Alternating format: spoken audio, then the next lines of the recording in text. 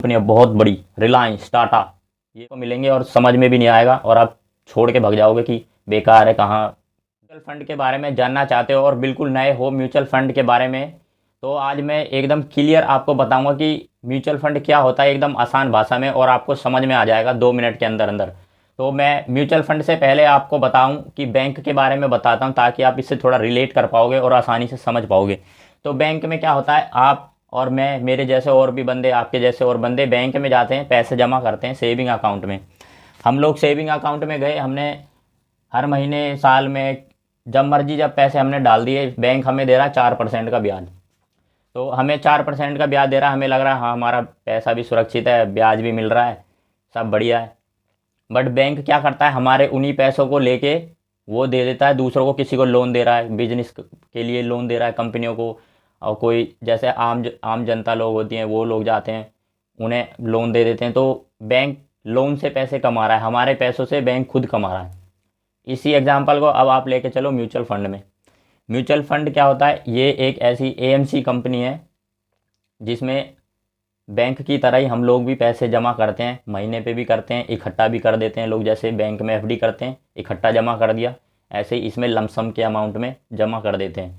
तो इस थोड़ा अब आपको समझ में आ रहा होगा कि म्यूचुअल फंड क्या है। जैसे बैंक में प्राइवेट बैंक भी होते हैं, सरकारी होते हैं, बट यहाँ पे ये प्राइवेट ही होते हैं, बट ये भी बैंक से थोड़े अलग हैं, मगर पैसा इसमें हम लोग जमा करते हैं तभी ये लोग चलते हैं। और ये लोग हमारे पैसों को स्टॉक मार्केट में लगा रहे हैं, गोल्ड वगैरह में लगा रहे हैं, सरकारी कंपनियों को उधार दे रहे हैं, तो उसको कहते हैं बॉन्ड। जैसे हम किसी को उधार दे रहे हैं, को पैसा दे रहे हैं, डेप्ट फंड के थ्रू ये सारा पैसा उधार दिया जाता है।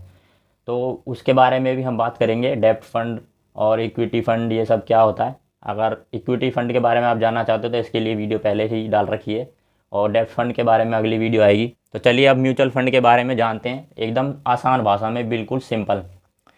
म्यूचुअल फंड के बारे में सबसे पहले अगर मैं बताऊं, आप अगर सर्च करोगे म्यूचुअल फंड कितने प्रकार के होते हैं, तो मैं आपको बताता हूं सबसे आसान भाषा में। म्यूचुअल फंड यहाँ पे 3 कैटेगरी होती है म्यूचुअल फंड के अंदर, large, mid, small. Large cap मतलब बड़ी कंपनियां, बहुत बड़ी, रिलायंस, टाटा, ये बड़ी बड़ी कंपनियां। इसके बाद आता है मिड कैप। मिड कैप छोटी कंपनियां हैं, इतनी भी छोटी नहीं है, बट लार्ज कैप कंपनियों से ये थोड़ी छोटी कंपनी है। इसके बाद आता है स्मॉल कैप, ये बहुत छोटी कंपनियां हैं। तो लार्ज कैप के बारे में हम जान लेते हैं। ये देश की 100 बड़ी कंपनियां, टॉप 100 कंपनी, इन कंपनियों की मार्केट में जो वैल्यू है, जैसे उनके शेयर्स हैं, शेयर के हिसाब से उनकी मार्केट कैपिटलाइजेशन अगर 20,000 करोड़ से अधिक है तो ये टॉप 100 कंपनियों के अंदर शामिल होंगी। इसके बाद आता है मिड कैप। मिड कैप 101 से लेकर 250 नंबर तक वो कंपनियां इसके अंदर आएंगी जिन्हों की टोटल मार्केट कैपिटलाइजेशन 5,000 करोड़ से ऊपर है और 20,000 करोड़ से कम है, ये आएंगी हमारी मिड कैप कंपनियों के अंदर, मिड कैप में। स्मॉल कैप क्या होती हैं, जो हमारी 251 नंबर के बाद जितनी भी कंपनी आएंगी वो आएंगी सारी स्मॉल कैप कंपनियों के अंदर। इन कंपनियों की जो मार्केट कैपिटलाइजेशन होती है 2,500 करोड़ से नीचे, जितनी भी कंपनी आएंगी वो सारी स्मॉल कैप के अंदर आएंगी। तो ये हमारा हो गया म्यूचुअल फंड के अंदर जो कैटेगरी होती हैं। और आपको बताऊं, इस जो लार्ज कैप कंपनी है इसमें आपको रिटर्न थोड़ा कम मिलेगा, बट इसमें आपका पैसा एकदम सुरक्षित है, कहीं आपको कहीं लॉस नहीं होने वाला है। यहाँ पे अगर कोई ऐसी बड़ी दुर्घटना हो गई कोविड जैसी, तो उस टाइम में आपका पैसा थोड़ा कम नज़र आएगा, बट वो आने वाले टाइम में बढ़ जाएगा।